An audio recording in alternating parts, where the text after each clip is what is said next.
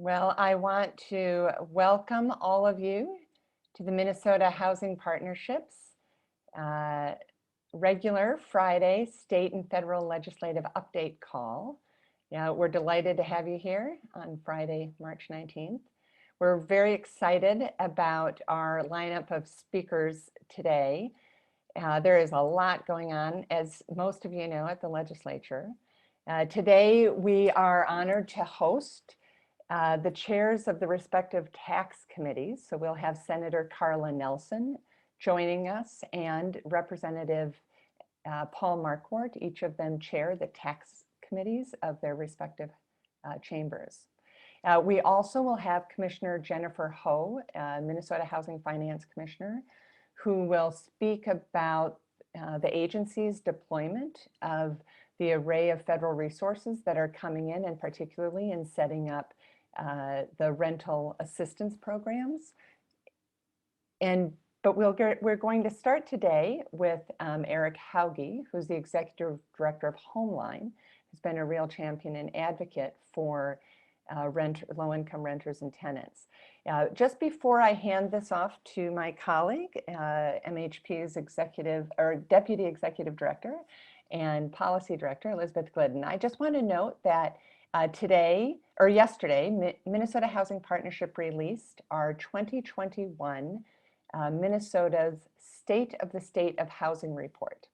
It is about 80 pages of data about housing affordability and housing challenges in Minnesota. So I encourage you, I believe we'll put a link in the chat to that report. And we encourage all of you to use it widely and share that information. It is intended to inform the conversation about the challenges and the need to invest in affordable housing and affordable housing policies. And that report also includes regional profiles as well to try to drill down a little bit. So with that, Elizabeth, I'm going to hand this over to you to get started, and welcome. Thanks so much, Anne, and welcome everyone. As we get going here, before I introduce Eric, just a couple words about what is happening at the state legislature, and we'll hear much more about this from Senator Nelson and Representative Marquart. But this week, the governor released his supplemental budget. Within his budget, he maintains his support for many housing items, but added a couple of additions, including an additional amount for Homework Starts with Home of $2.5 million, and also an additional amount of $2 million for down payment and closing cost assistance. So continuing to show significant support for housing. As well, we are waiting for budget targets to fully come out from the Senate and from the House. We have not yet seen the House budget targets for committees, but we did see the Senate's budget targets, and very unfortunately, the Senate budget target for housing is a 0 right now. But one of the biggest conversations at the legislature is about what would be the timing for what has been called an off-ramp to the eviction moratorium. One of our partners at the legislature, also doing tremendous work in community, is Homeline. And so I'm very honored to introduce Eric Hauge, Homeline's Executive Director, who's going to give us an overview of what Homeline is focused on right now. And hopefully we'll have a little bit of time for questions as well. Eric, are you there? I'm here. Thank you, Elizabeth.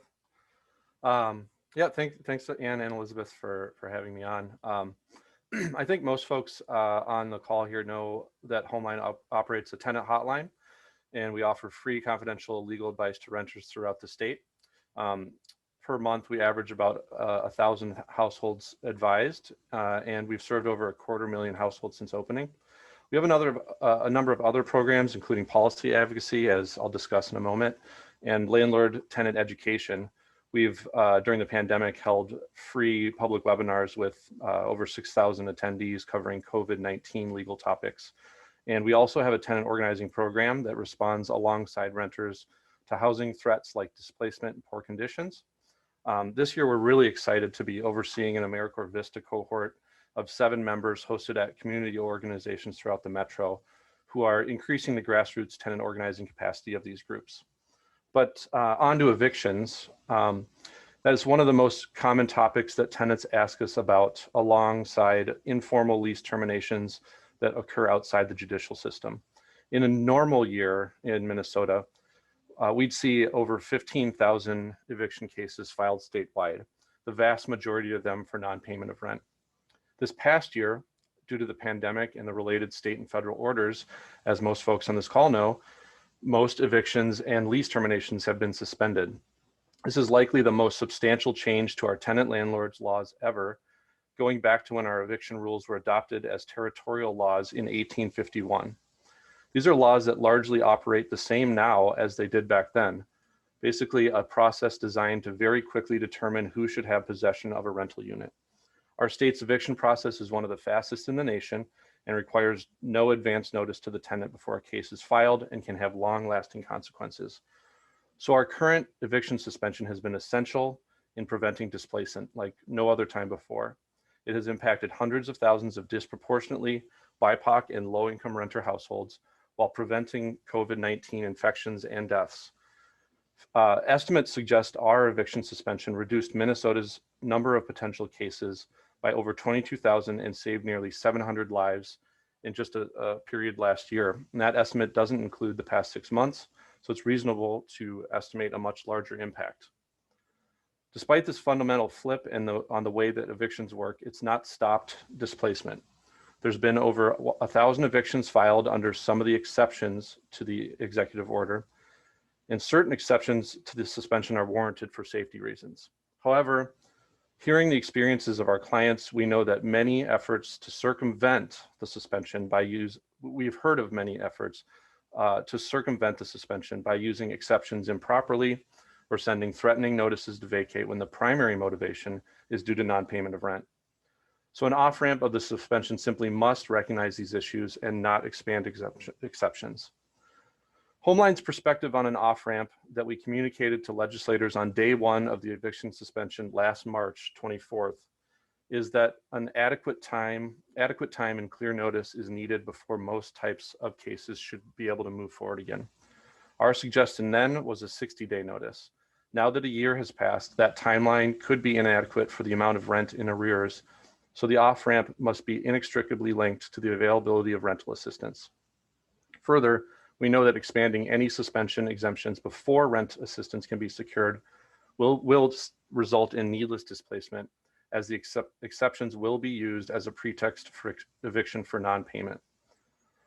So with that, what is going to happen? There's currently 2 competing proposals at the state legislature to create an off-ramp of the suspension. First, the Senate bill, Senate File 1470, effectively creates a 75-day period beginning immediately after enactment. And it sets up these 15-day windows during which different types of evictions and notices for lease termination can open up. The bill relies on landlords somehow knowing both the income levels of their renters and their possible eligibility for rental assistance, which is just not true in many cases. We're concerned that the bill's off-ramp plan has short timelines that don't align with rental assistance rollout. The confusion could come with landlords not knowing renters' income levels or eligibility for rental assistance, and that the combination of these things during busy court calendars could overwhelm the court system. The Senate bill has passed all its committees and is waiting on floor action. Meanwhile, the House bill, House File 12, it largely is a measured plan for transitioning our current suspension into statute, and that remains tied to the ongoing peacetime emergency declarations during the public health crisis. The bill does create a new exception to the suspension to allow lease terminations and evictions for material violations of a lease, which we have concerns about, similar to the concerns I discussed earlier, and I'm happy to discuss more if there's questions. Once the peacetime emergency ends, the bill creates a 12-month period during which non-payment evictions can proceed, but only after a 60-day notice that provides very important key information to tenants. The timeline should help ensure that rental assistance can be secured to prevent many evictions, but perhaps we'll hear more on that from Commissioner Ho on that timeline later in the meeting. The bill also allows for automatic case dismissals and expungements when the relevant eviction filing rules are not followed, which will shield tenant rental histories from improper filings. We are largely in favor of House File 12 because it puts into statute a plan to prevent confusion, protect renters during and after the health crisis, and make landlords whole with rental assistance. However, we have relayed some recommendations to improve the bill, particularly around the material violation eviction. This bill has passed 2 of the 3 committees that it needs to stop in thus far in the House. And then lastly, kind of on a broader level, we feel that as the legislature debates these 2 approaches, it's really essential that longer term thinking must be at the forefront. A thoughtful off-ramp will hopefully prevent a massive wave of evictions and displacement, even as there will continue to be lingering economic effects for low-income renters. But a return to anywhere close to the normal of 15,000 eviction filings in a year would simply be a failure. Our state has not kept up with other states in modernizing our landlord-tenant laws, nor have we adapted to technological advancements that eased access to eviction data and created tenant screening algorithms that screen many of our neighbors out rather than into housing. This is the perfect opportunity to reform our antiquated eviction laws. There are a number of bills that do just that, that Homes for All, the governor's office, and Minnesota Housing are supporting. I'll post links to the main bill, which is House File 835, that contains provisions to create a pre-eviction notice requirement, to reform eviction expungement laws, and to enact source of income protections. And lastly, I'll end with a call to action. Yesterday, the Homes for All Coalition did issue an action alert regarding support of House File 12, the off-ramp. So, first thing you do once you're off this call, please take action on that. And I'll put a link to that in the chat too. And then please keep a watch out for future action alerts on both the off-ramp and House File 835 for other eviction policies. So with that, I'll take any questions if you have any. Thank you very much, Eric. Appreciate that really great overview. And I would invite anyone on this call to put questions or comments you might have in the chat. I might say you referred to this material violations a few different times, so maybe that is one thing just to start with. Can you explain what are material violations and what are your concerns around the parameters of what might happen with material violations? So, I mean, there can be a variety of things that are material violation. I mean, the way that the bill defines it right now is fairly tight or secure, but we are concerned that by inserting some material breaches alongside some of the current exceptions. So there have been exceptions to the eviction suspension for damaging property, being harmful to others on the property, and certain crimes under 504B 171, like possessing drugs. Things like that don't seem to be on the same level as, for example, and this is a call we get all the time, it's probably the number 2 thing besides non-payment that we hear about on evictions in normal times is an unauthorized occupant. Now, during the pandemic, there's been folks that have, gone over to stay with grandma because she's sick or something like that. And her lease says that you can only have a guest for 10 days or something like that. So that could be considered a material violation of the breach, a material violation or breach of the lease. And so that's just a concern that we're putting, we could be putting folks in that situation on the same level as somebody that's, selling drugs out of their rental unit or something like that. So, it's interesting. In Minnesota, we have not talked much about the CDC's moratorium, which is still in effect right now, in part because the governor's peacetime emergency order has stronger protections around eviction prevention than that right now. But I wonder if you have any thoughts about that, since or what you think might be the future of a CDC moratorium and whether that might impact Minnesota, or what we should be thinking about that. Yeah, I mean, I think my understanding right now is that the CDC order expires at the end of this month, but there's been a lot of advocacy by National Low Income Housing Coalition and other groups to ask the administration to extend that. There's also been legal challenges on that. I think some of the recommendations that NLIHC and others have had are really important because there are definitely some gaps in the CDC order that if it were to be extended, which we think it should be, I mean, that we're still in a public health crisis. And so the CDC still should have authority in this situation. I mean, I think most notably is that one of the most important things about the suspension in Minnesota is that we have an enforcement mechanism. The Attorney General's office has been a critical partner to enforce the order. We're sending folks there all the time, and we get calls about just blatant violations of the suspension, people getting their utilities shut off, getting locked out of their apartment. And it can be difficult to enforce your rights in that situation. But if you're able to talk to the AG's office and the AG calls your landlord, I don't know if anybody here has gotten a call from the Attorney General's office, but it can be a little bit of a nerve-wracking situation. So it turns things around. There's not really an enforcement mechanism on the federal level. So that's one of the key items that we think is critical for our suspension here, and that should be part of the CDC order. So we do have another question in the chat. I just want to, I haven't seen Senator Nelson join, but I want to be respectful and ask if she is perhaps here. And I just am not able to see her. So I'm just going to pause and see, is Senator Nelson here? Otherwise, I have another question for you, Eric. I just heard from Senator Nelson. She's trying to get on, but why don't we do one more question and then we can move to her. Thank you, Anne. All right, so I see a question in the chat from Dieter Schmidt, which is the occupancy issue that you raise an opportunity to advocate for changes to federal program compliance issues, which I think, just to your earlier reference, Eric, to looking for longer term opportunities for change, this is a good, question about how to move in that direction.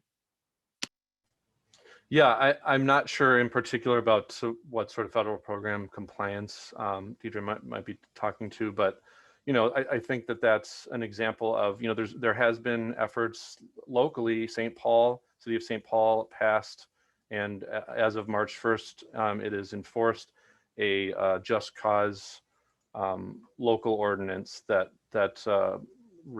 protects tenants from sort of involuntary displacement. Material violation is within the realm of that ordinance, and so that still potentially can be an issue. But I mean, I think that it brings up a good point that there are gaps. Obviously, we recognize that there's going to be situations where there really are unauthorized occupants that pose a threat. But I mean, we get so many calls from folks where it's really not harming anyone, and particularly I think during a public health crisis, it's essential. So.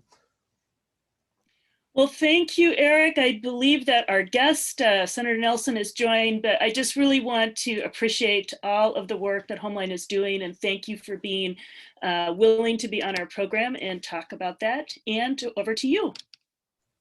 Thanks. Great, thank you so much.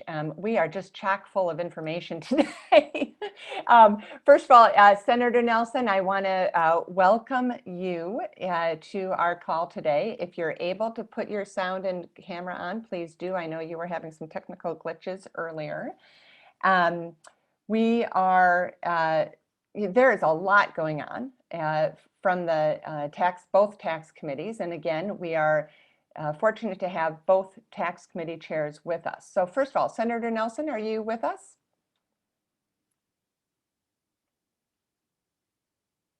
I can see that you're on, but it looks like you're muted, and perhaps try this. You hear me okay? We can. Thank you. It's lovely to see. Well, at least to see your photo. Yes? Yes, Oh, we can hear you. wonderful. Thank you. Oh, yes, I'm afraid I have had a variety of technical glitches already today.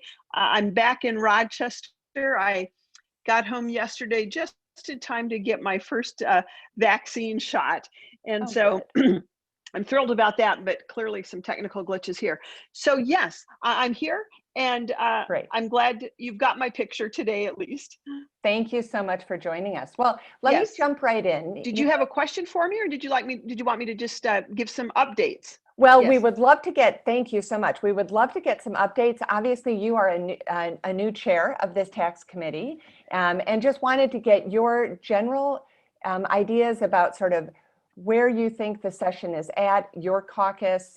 Clearly, we've seen the budget targets from the Senate caucus come out, giving housing generally 0, but wanted to see, there's obviously the tax, so many housing provisions, including 4D and others that are in that tax committee purview. So wanted to get your general overview of sort of what's happening, and then specifically sort of how you see the tax committee impacting some of these housing issues. Yes. Well, one, certainly I'm thrilled to be tax chair this year. Glad to be back on the tax committee, and certainly glad to have the gavel. Well, as you know, I've been a strong supporter of housing, and particularly affordable housing. And there are a number of issues that are resonating really on bipartisan, tripartisan basis. And along with those,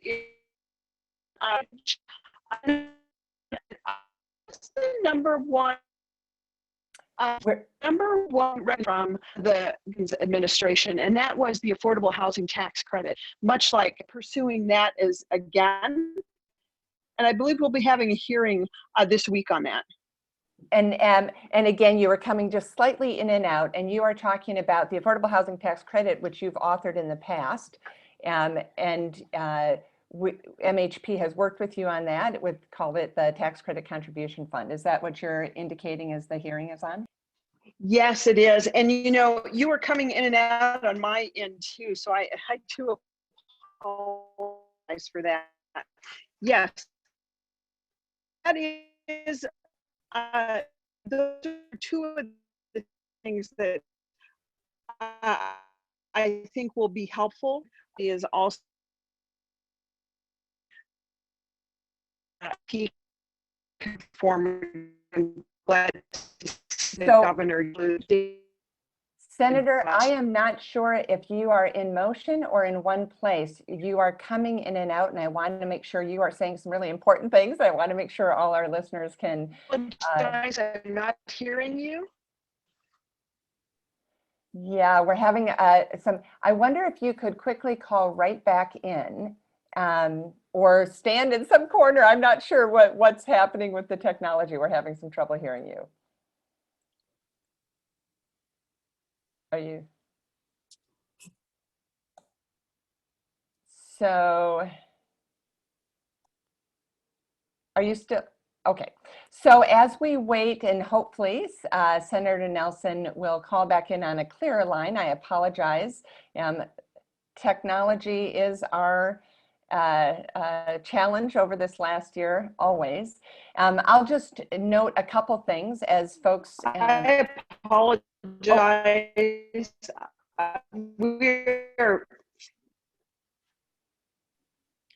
Are you back on? I just want to let you know I'm here. Yeah. Senator Nelson, are you on?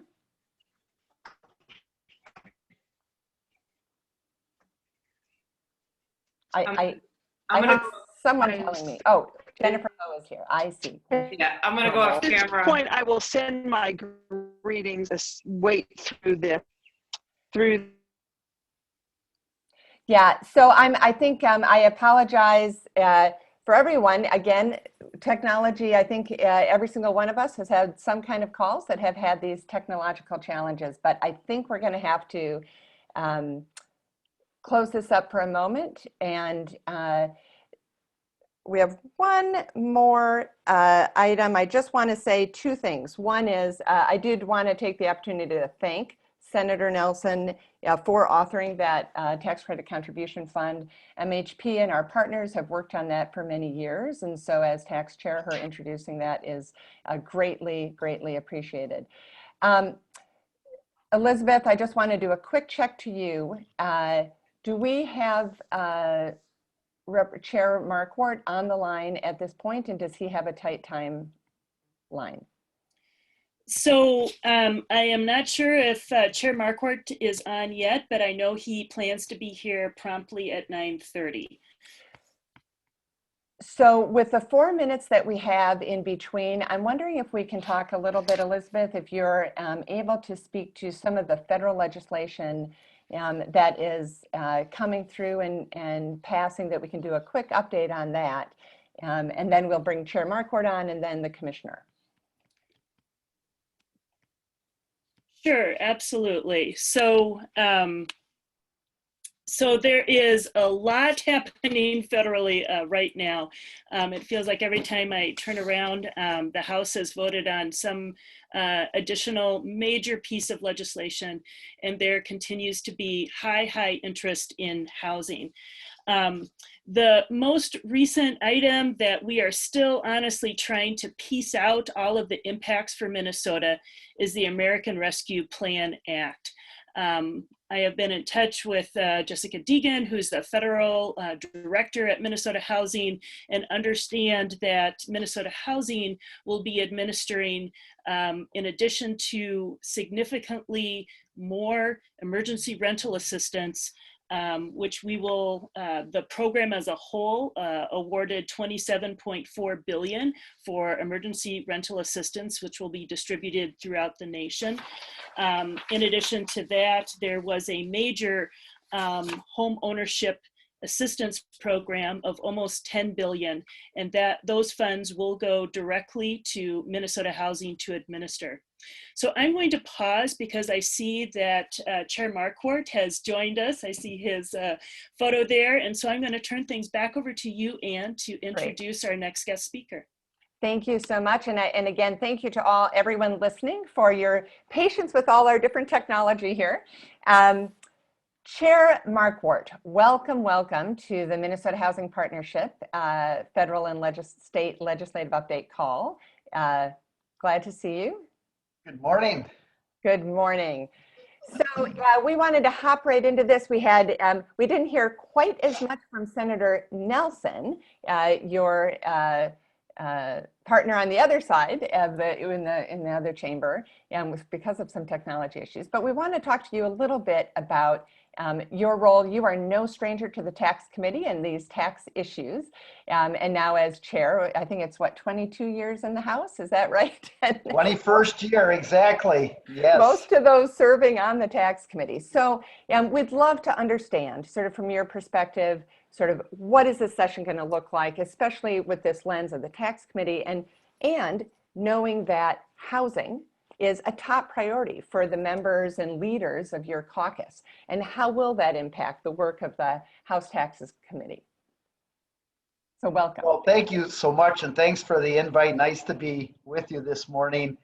Of course, the big focus in the tax committee, as it is for the entire House, is going to be the response, the recovery, and the rebuilding for COVID-19. Those families and workers and businesses who have been impacted by COVID-19. We have to make sure that we just don't, just do a response, but we actually have to make things better, build a better Minnesota. So when we come out of this pandemic, that we are stronger and also flexible in meeting what this new normal might look like. The economy is going to change. There's going to be jobs that aren't going to be available. So people who lost their jobs during COVID-19, a lot of those aren't going to be there in the new kind of normal.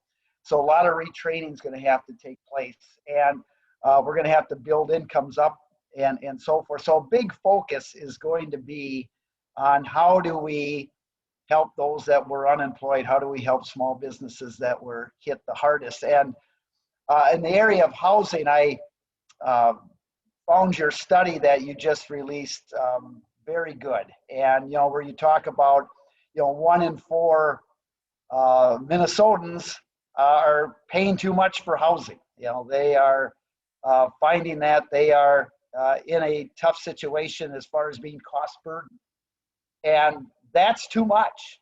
And, further in your report where you talk about homeowner disparity, where I think 77% of whites have home ownership, but only 25% of blacks, and was about 44% of whites are cost burdened, 58% of blacks are. So there is this disparity we have to solve, and I just really appreciated that study.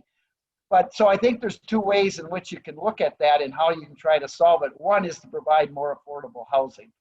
And, in our tax bill last year, and it was another proposal by Representative Schultz, which would be to use some of the mortgage and deed tax to put some money into affordable housing. We also have Representative Gomez, who came up with a county aid program that would provide dollars to counties to help address homelessness, especially for youth. And we know, the earlier you can get youth in a good situation, not only helps education, the whole works, but will pay for itself several times over. So, efforts like that are important. I also think it's important we work to increase people's income. We have huge income inequality here in Minnesota, and we've got to build that up. We build it up with training. We build it up with strong education. And the tax policy we do, the working family credit is always a really important thing that we do. And, in 2019, we did something that I think really helped build up incomes just on tax policy when we doubled the standard deduction. The standard deduction for this next year is going to be like $25,000 for a married couple.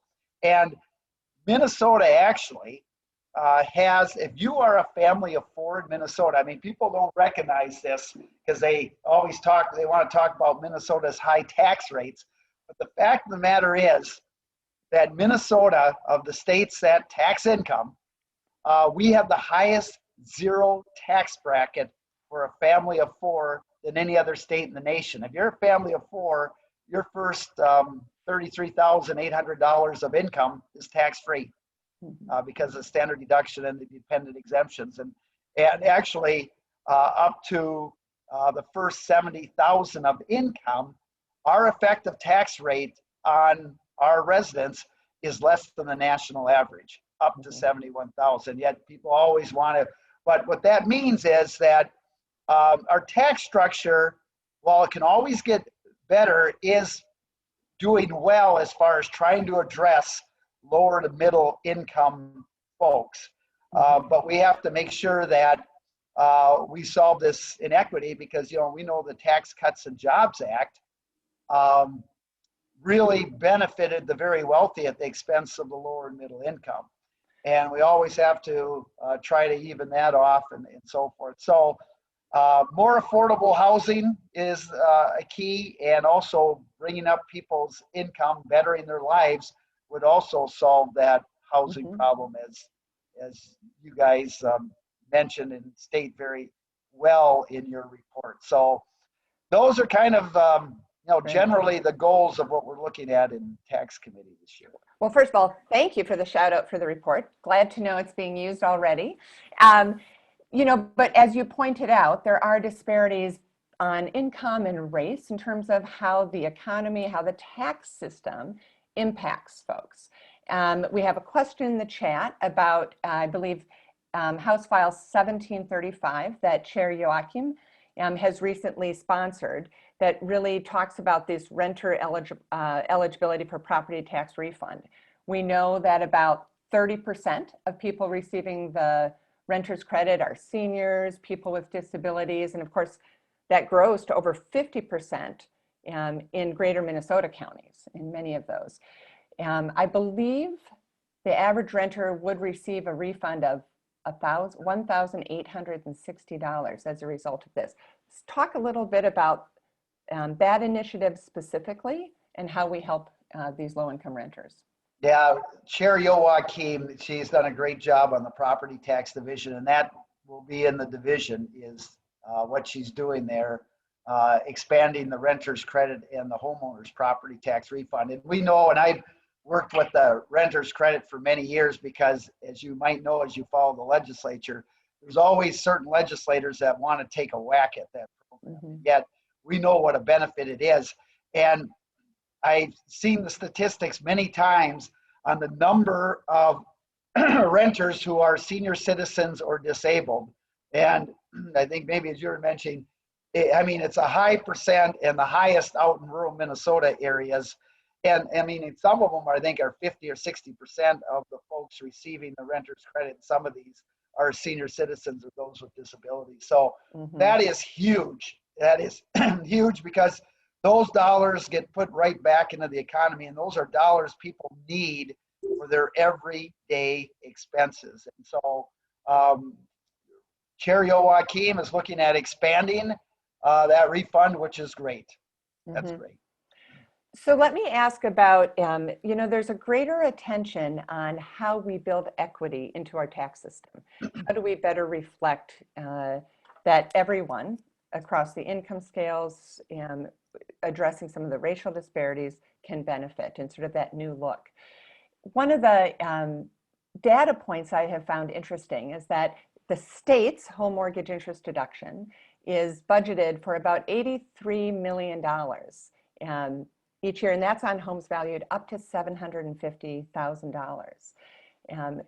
That amount, it used to be about the total budget of Minnesota Housing Finance Agency. I think their agency budget is slightly more, but really when we look at sort of all that amount that's going to these higher income homeowners versus sort of what is needed so desperately from so many of the low income residents in our community. How do you see that issue and some of these other kinds of issues of rebalancing with an equity lens our tax system? Yes, that's a great question. And you know, one thing that people didn't kind of notice, but when we doubled the standard deduction, we went from about 65% of filers who would take the standard deduction up to about 93%. Only about 7% now itemized. And because of that, the cost of the mortgage interest deduction, as you mentioned, went from about 200 million to 83. So when because people, it's included in their standard deduction now and they're not itemizing. So actually that cost went down by over half.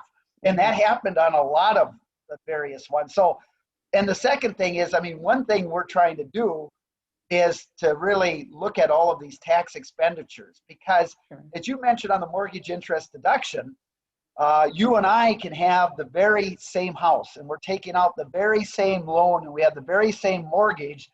But if I itemize because I'm making more and you don't itemize, I get the benefit and you don't. I mean, there's a huge horizontal equity problem when it comes to taxes. So no, you're right. And also with those it probably would just be as effective as turning that $83 million into a grant for housing, as you're mentioning. Politically, mortgage interest deduction has been in there, I think, since 1933 when income taxes came about in Minnesota or before. And so it's a tough one. And the fact that it's 83 million instead of 200, just the fact we did that standard deduction provided dollars to go elsewhere for that. Certainly. So let me ask a little bit about some specific legislation on the Class 4D properties.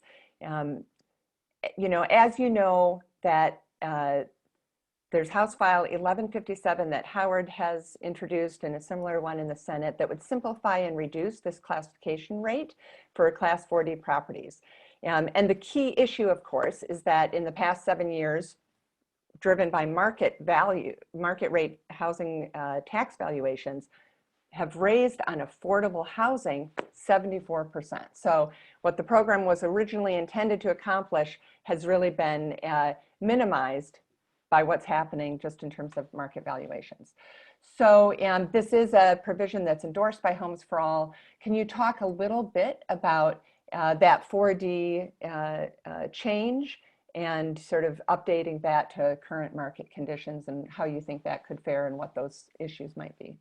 Yeah, Representative Howard has been a real champion on housing issues, been great on that.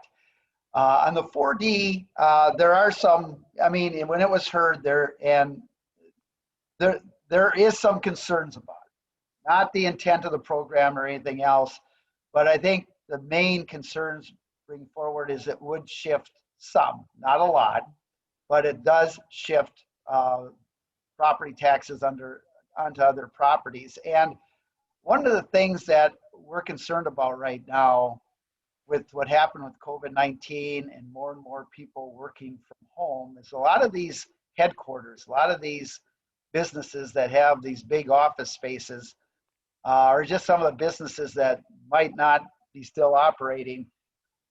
We don't know if there's going to be a shift from those type of properties onto homeowners also.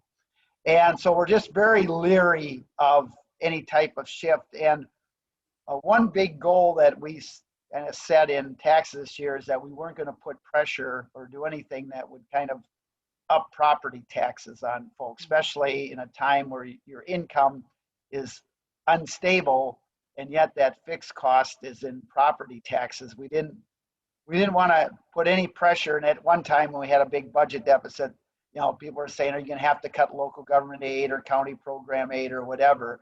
And we said, no, we're not going to do that, where we put pressure on local units of government to have to raise taxes. So that's kind of where we're at with the 4D right now. And I know,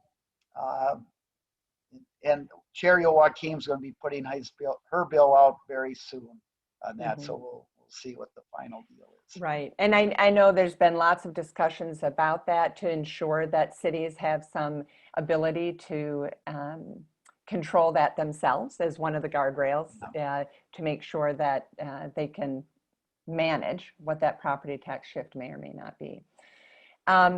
So talk a little bit then broadly. We just found out yesterday that the IRS has delayed tax filing for a month. Clearly, tax conformity, all those things are a big issue for the tax committee broadly. And that gets tied up into this budget forecast issues, where everyone was pretty excited that the budget forecast, the updated forecast was positive, but we know structurally long-term, it will still have challenges. So there's a broader coalition through the Minnesota Council of Nonprofits and the Budget Coalition called Together We Rise that is really looking at how do we make sure our tax system is one used to create more revenue equitably around, but to try to address some of these structural challenges moving forward, both the emergency we're in, but also moving forward. So talk a little bit about sort of with all these external, the budget forecast, the delay with some of the tax and the challenges in doing tax conformity, how that again plays into some of these more equitable, focused, revenue generating needs for the lower income households. Sure. Yeah, well, first of all, I'm glad the federal government extended that till May 17th. And the Department of Revenue, I think, is going to announce that probably today. I mean, I don't know for sure, but they said they're going to announce what they would do by the end of the week. And they've always conformed, just administratively, they have to do it the same. So that will give the tax committee time to really put out a plan and not feel rushed. I mean, we're going to be putting out our tax bill out of committee the first week in April. So we'll have plenty of time to now work on that, especially for the UI benefits, you know, that tax conformity. But on the other question, I think you just look at, you know, one of the major goals of the tax committee, well, several, is to increase progressivity. Even though Minnesota is doing pretty well, we're just slightly regressive still with the latest incident report, but we're moving in the right direction.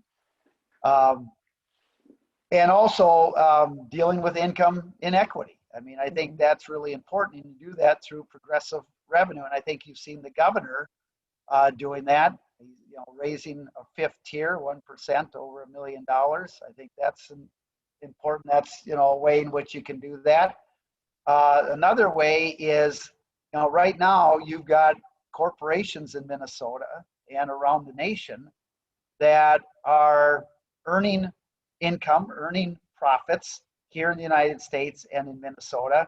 But then, because they have multinational corporations, they're able, through several gimmicks and loopholes, able to shift those profits over to other foreign low tax havens. And so what that does, it erodes our tax base here in Minnesota. And so just on a fairness, and what that means is that everyone then is paying more because they're not paying their fair share, or we're not able to properly invest in these important areas like education, housing, and healthcare, and so forth.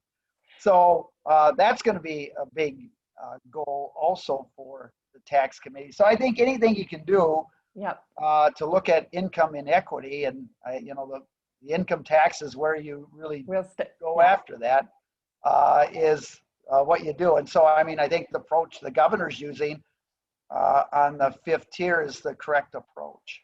Well, Chair, I really appreciate your insights into this. We've got our Commissioner of Housing coming up next, so I want to make sure we give her plenty of time. But thank you so much for taking the time to meet with us, and thank you for your work on this. Yeah, thanks for your great work on behalf of housing. So thank you much. Yeah, Elizabeth? Thank you, Ann, and we are so honored to be able to welcome back Commissioner Hauge. And I'm actually just going to turn it over pretty abruptly because I know folks are so anxious to be able to hear from you.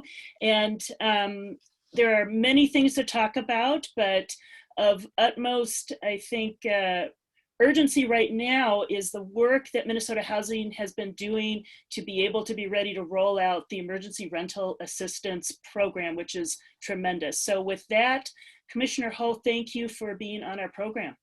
Oh, it's great to be here, and I'm sorry I kind of crashed into the room a little earlier. It's like so sorry about that. Anyways, there is so much going on, and I just skimmed through the list of participants here. If you want a camera flash on, great, so I don't have to look at my big head. But I really appreciate everybody who's out there. This is game time right now. This is the most important time of our working from our home environments. We have to approach this like we're getting ready to, I was going to say storm the Capitol, but that image of January 6th just came in. So we have to approach this like we are rallying in the rotunda. How's that? Because this is game time at the Capitol. But at the same time that we are doing that, Minnesota Housing is the recipient of a hailstorm of goodness from the US Congress. And that's kind of what it feels like right now, but we know it's good for people. So let me just walk through where we're at. I'm going to start by just talking through the December money, the COVID-19 emergency rental assistance. We're getting ready to launch that. I'll use my favorite government word, very soon. We are, I think it's fair to say, working 24/7 to build the system right now. There's a couple things that are really important to us that we learned from the COVID-19 Housing Assistance Program from last year. One is that when people touch the system, getting them all the way through to a completed application is really, really important. No handoffs in that process. Let's just make sure we can get the application all the way in. Two, we need to be able to process requests faster. We have less than 300 left from the last program, but I'm mindful we're in the middle of March and people applied at the beginning of December. We need to be able to process requests faster. And three, boots on the ground from trusted entities, people that you can go to and trust to help you, especially if you don't have internet, you're not used to applying for government programs, you don't speak English or it's not your first language, or you just don't trust government. Or your citizenship status makes you fearful of implications. We need boots on the ground that you can trust. So we're building a program that addresses all those things. That said, we expect thousands of applications, just maybe tens of thousands of applications from the moment that we open. So I want to message early that our goal is speed, but we're going to have to catch up to the original backlog that we expect on the day that we open. We're going to have a system where it's easier to find out where you are in the queue, so that you will be able to, you or the partner who's helping you will have greater visibility into the system. You're going to ask me when we're launching. We will launch when the system is ready. And we want to make sure that the partners are well trained. So that's what I've got. That's my standard. And so if I attach a date to that and we're not ready, then the date was a hope, not a deliverable. We don't want to go out early and have to close, like we've seen some states do, because things weren't working well. And we're also trying to hit the sweet spot of being in full compliance with the U.S. Department of the Treasury and being easy to use. Saying those two things, you all know how fun it is to do your taxes, right? So, you know, it's the day I feel stupidest of the whole year, the day I do my taxes. So we're trying to be in full compliance while making it easy to use.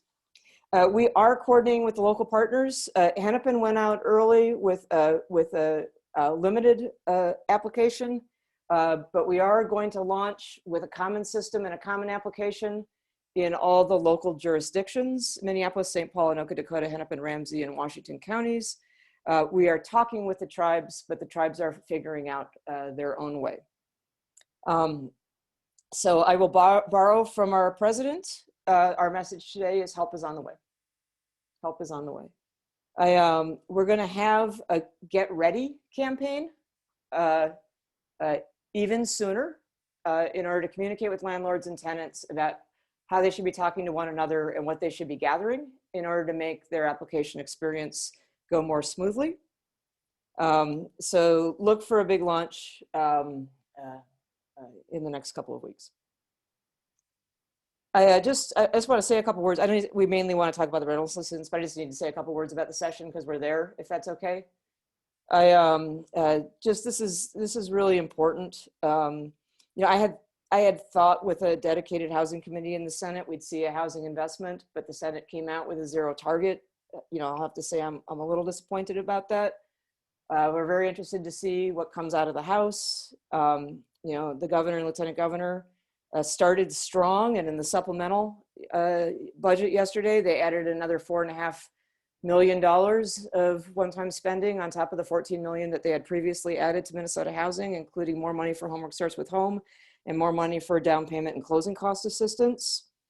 Both the housing infrastructure bonds and the evictions off-ramp policy and the tenants' rights policy will be very high priority items for us. And then finally, I just want to touch base on what Elizabeth was talking about a little bit, which is the American Rescue Plan Act that President Biden signed into law last Thursday.